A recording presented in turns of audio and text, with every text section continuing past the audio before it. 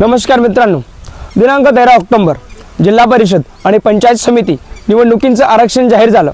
सगळीकडे चर्चा सुरू झाली, कोणत्या जागा कुणासाठी, कोण उमेदवार, कोण कुणाचं। पण माझा प्रश्न थोडा वेगळा आहे, ही निवडणूक खरंच कुणासाठी?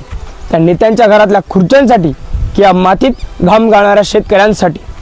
वर्षानुवर्षे निवडणुका आल्या, आश्वासनं दिली, पण आजही गावात पाणी नाही, रस्ता नाही आणि शाळेचं छप्पर अजूनही गळत आहे।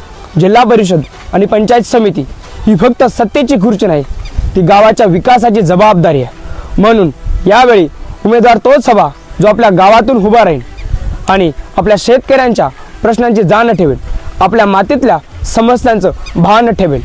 शहरातून लादलेले उमेदवार यावेळी आम्ही घेणार नाही। आमच्या गावासाठीचा प्रतिनिधी आमच्या गावातलाच असावा आणि गावासाठी जगणारा असावा। मी एक शेतकरी पुत्र आहे आणि यावेळी मी मत देणार आहे त्याला नाही जो नावासाठी उभा आहे, तर त्याला जो कामासाठी तयार आहे। जिल्हा परिषद आणि पंचायत समिती निवडणूक आता सत्तेसाठी नाही तर बदल घडवण्यासाठी, ती त्यांच्यासाठी नाही तर आपल्या हक्कांसाठी आहे। धन्यवाद।